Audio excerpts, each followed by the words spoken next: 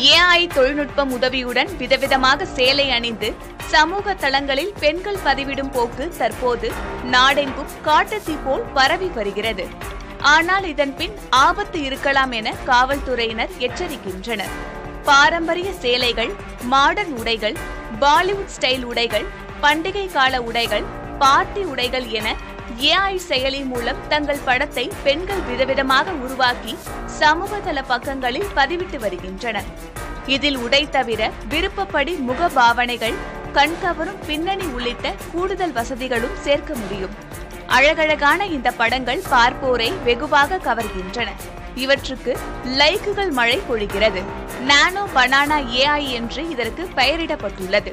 ஆனால் இது போன்ற AI செயலியில் தங்கள் படத்தை கொடுப்பதால் அது பின்னால் தவறான நோக்கங்களுக்கு பயன்படுத்தப்பட்டு சிக்கலை வரவழைக்க கூடும் என பஞ்சாப் மாநில காவல்துறையினர் எச்சரித்துள்ளனர்.